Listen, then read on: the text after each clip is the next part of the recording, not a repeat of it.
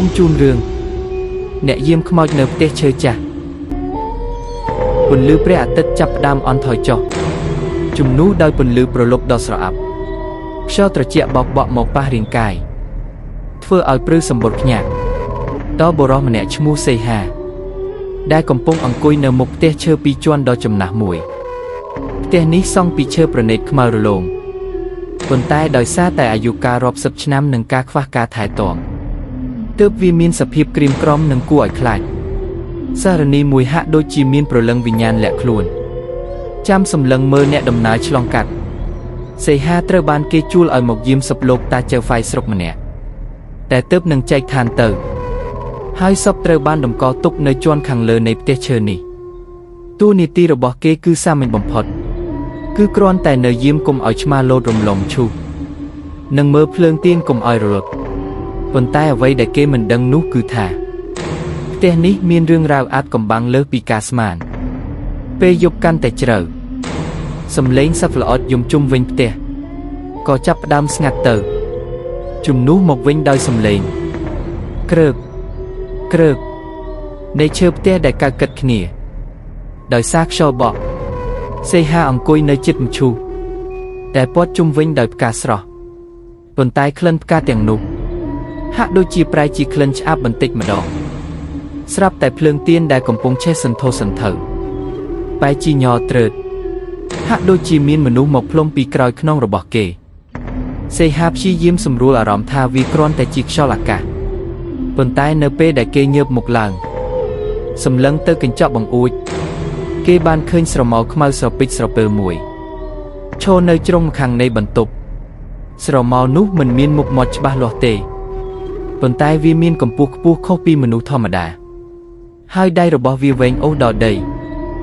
បេះដូងរបស់សីហាចាប់ផ្ដើមលោតញាប់ដូចជាគេវីស្គរគេមិនហ៊ានសំបីតែដកដង្ហើមខ្លាំងរំពេចនោះសំឡេងទឹកធ្លាក់តក់តក់តក់ចេញពីក្នុងឈូសបានធ្វើឲ្យគេភ័យខ្លាំងរហូតដល់ចង់រត់ចេញពីទីនោះប៉ុន្តែជើងទាំងពីរហាក់ដូចជាជាប់ស្អិតនឹងកម្រាលឈើពេលគេសម្រេចចិត្តលួចក្រឡេកមើលទៅឈូសគេឃើញវត្ថុរាវពណ៌ខ្មៅកំពុងហូរចេញតាមចន្លោះឈើហើយក្លិនស្អុយរលួយក៏ជាមុខយ៉ាងខ្លាំងមិនទាន់ផុតដង្ហើមផងសំឡេងគោះក្តាររំឈូសពីខាងក្នុងតុបតុបតុបក៏បន្លឺឡើងយ៉ាងច្បាស់សីហាស្ទុះក្រោកឈរទាំងញ័រដៃញ័រជើងគេព្យាយាមទាញទ្វារដើម្បីរត់ចុះទៅជាន់ខាងក្រោមប៉ុន្តែទ្វារដែលធ្លាប់តែបើកងាយស្រួល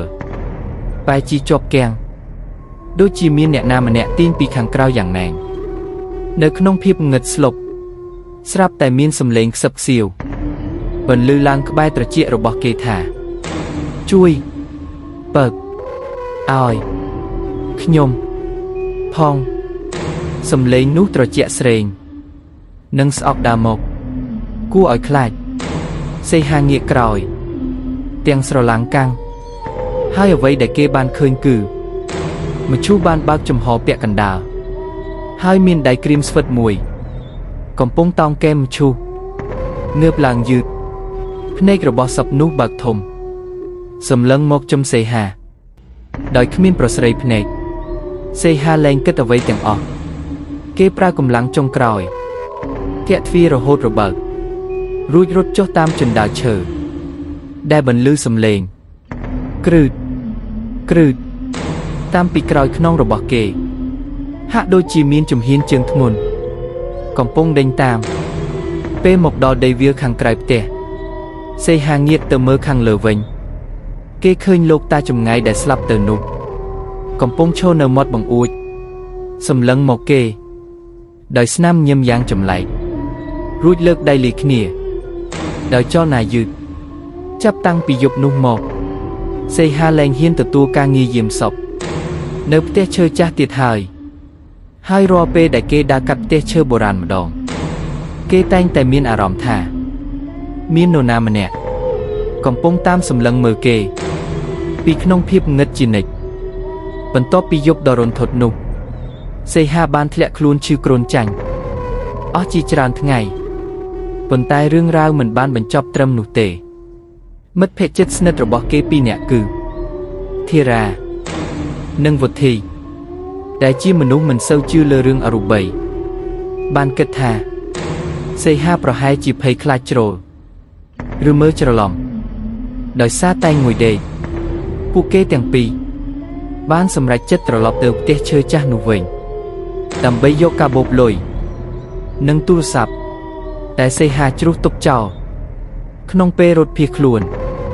នៅពេលពួកគេទៅដល់មេឃកំពុងតែធ្លាក់ភ្លៀងស្រិចបង្កើតបានជាបរិយាកាសកាន់តែអាប់អ៊ូផ្ទះឈើខ្មៅងឹតឈរថ្មឹងនៅកណ្ដាលភូមិ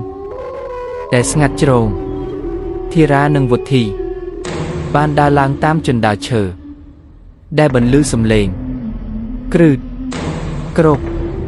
ដូចជាមានជីវិតនៅពេលពួកគេរុញទ្វារចូលទៅក្នុងបន្ទប់តម្កល់សពភាពត្រជាក់ខុសធម្មតាមួយបានបោកបក់មកប៉ះរាងកាយពួកគេភ្លាមការប្រឈមមុខនឹងការពិតមឈូសដែលនៅទេនៅពេលពួកគេបញ្ចាំងពើទៅលើជើងពាងដែលតម្កល់មឈូសពួកគេទាំងពីរស្ទើរតែកង់បេះដូងព្រោះគុំរបំឈូសត្រូវបានបើកចំហហើយខាងក្នុងនោះគឺទេស្អាតគ្មានសពលោកតាគ្មានផ្កាមានតែស្នាមជើងសើមដែលដើរជុំវិញបន្ទប់សំឡេងសើចដ៏គ្រលួចស្រាប់តែមានសំឡេងសាច់តិចបន្លឺចេញពីក្រោមគ្រែចាស់មួយនៅក្បែរនោះវុធីដែលជាមនុស្សចិត្តដាច់បានអន់ចុះទៅមើលប៉ុន្តែអ្វីដែលគេឃើញមិនមែនជាមនុស្សទេគឺជាក្បាលខ្មោចតែមានសក់វែងអូសដីកំពុងសម្លឹងមកគេទាំងភ្នែកក្រឡេកក្រឡាប់អន្តៈវិញ្ញាណទ្វារផ្ទះទាំងអស់ស្រាប់តែបោកខ្ទប់ផាំងយ៉ាងខ្លាំងភ្លើងពើរបស់ពួកគេចាប់ផ្ដើមរលត់រួចក៏ងឹតសូនអឈឹងនៅក្នុងភាពងឹតនោះពួកគេមានអារម្មណ៍ថាមានដៃត្រជាក់រាប់សិបកំពុងចាប់ទាញជើងរបស់ពួកគេពីក្រោមឈើកម្រាលផ្ទះ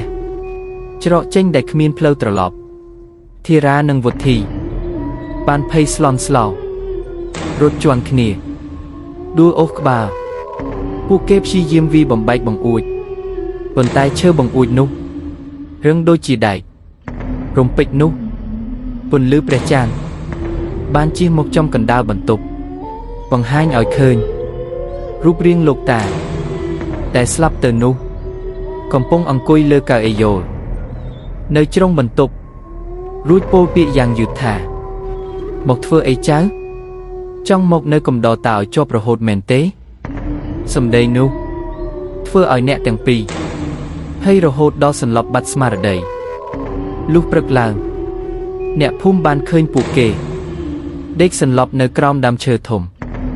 ខាងមុខផ្ទះប៉ុន្តែអ្វីដែលគួរឲ្យរន្ធត់បំផុតនោះគឺសក់ក្បាលរបស់ពួកគេទាំងពីរបានប្រែជាពណ៌ទាំងអស់ហាក់ដូចជាពួកគេបានឆ្លងកាត់ការភ័យខ្លាចរាប់រយឆ្នាំក្នុងយប់តែមួយចាប់តាំងពីពេលនោះមកផ្ទះឈើចាស់នោះត្រូវបានគេបោះបង់ចោលទាំងស្រុងគ្មាននរណាម្នាក់ហ៊ានដើរកាត់សូម្បីតែពេលថ្ងៃត្រង់ព្រោះគេតែងតែសំឡេងក្រោកក្រោកនៃកៅអីយ៉ូល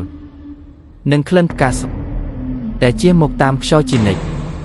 អាចកំបាំងដែលលាក់កំបាំងជាច្រើនទសវត្សរ៍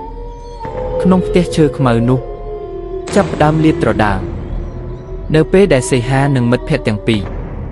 បានសម្រេចចិត្តទៅសួរនាំចាស់ព្រឹទ្ធាចារ្យម្នាក់ក្នុងភូមិដែលស្គាល់ប្រវត្តិលោកតាចៅហ្វាយស្រុកនោះច្បាស់លោកតាដែលរស់នៅចុងភូមិ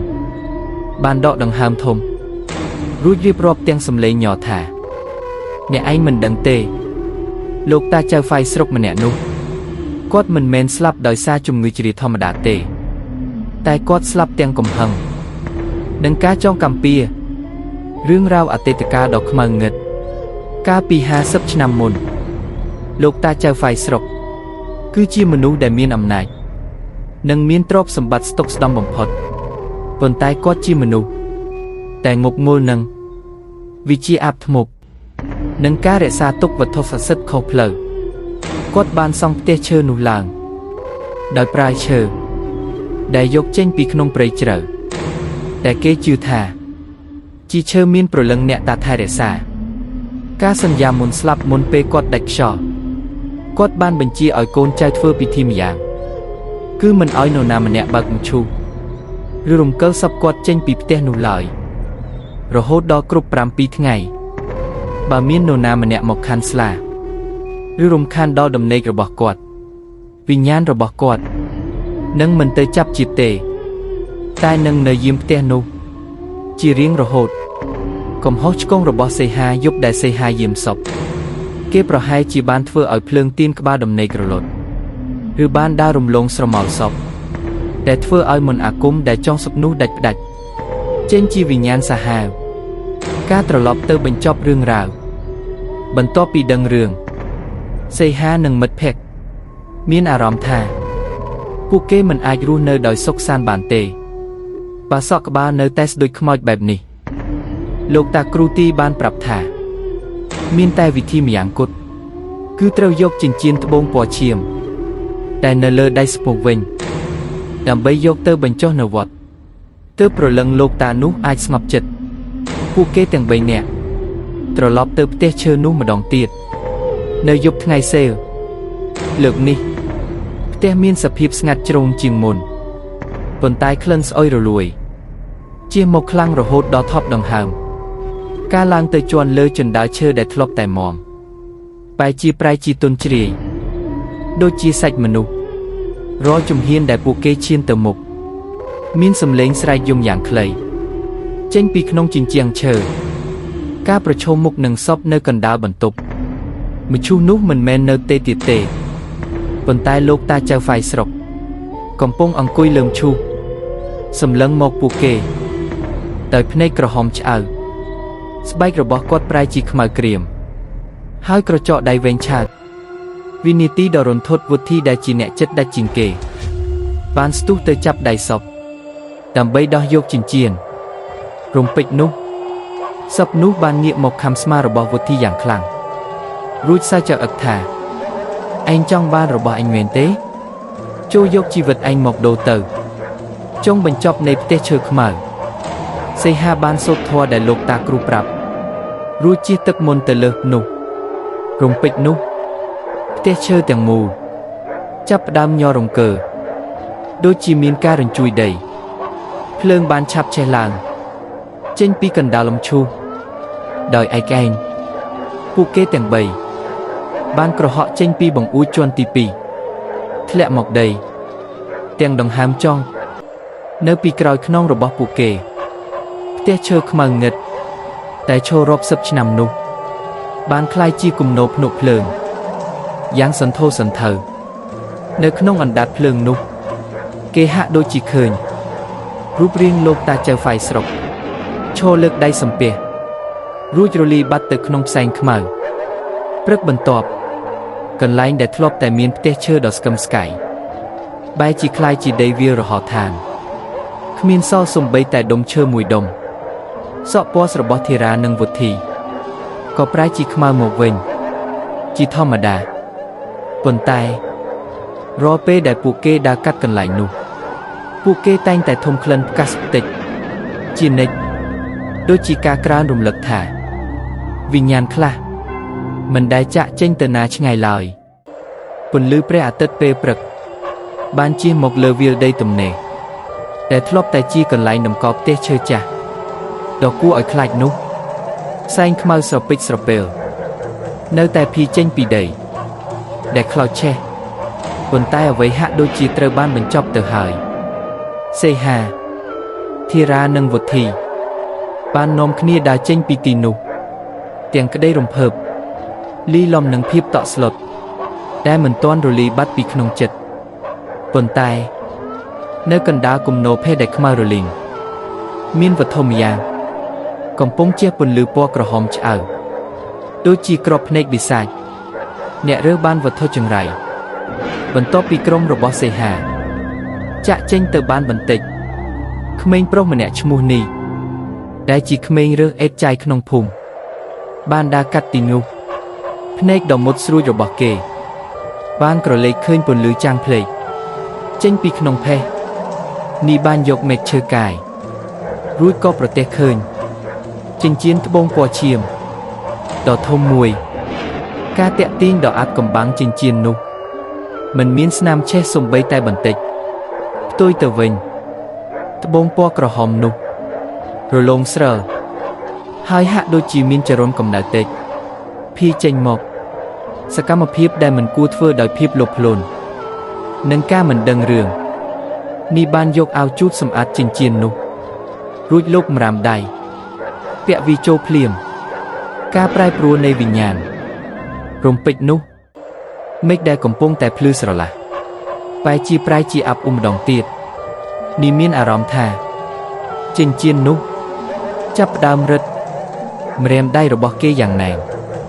រហូតដល់ម្រាមដៃប្រែជាពណ៌ស្វាយជាងគេព្យាយាមដោះវាចេញប៉ុន្តែវាមិនព្រមរបូតឡើយហាក់ដូចជាវាបានคล้ายជាផ្នែកមួយនៃសាច់ឈាមរបស់គេទៅហើយសំឡេងខ្សឹបដ៏ត្រជាក់តែសេហាធ្លាប់ពឺបានបន្លឺឡើងក្នុងក្បាលរបស់នេះម្ដងទៀតម្ចាស់ថ្មីផ្ទះថ្មីចូលជួយសង់ផ្ទះឲ្យអញវិញមកភ្នែករបស់នេះចាប់ផ្ដើមប្រែជាពណ៌ក្រហមដោយត្បូងចិញ្ចៀននោះដែរគេមិនបានត្រឡប់ទៅផ្ទះជួបម៉ែទេប៉ុន្តែគេបែរជាដើរចូលទៅក្នុងព្រៃជ្រៅកន្លែងដែលលោកតាចៅហ្វាយស្រុក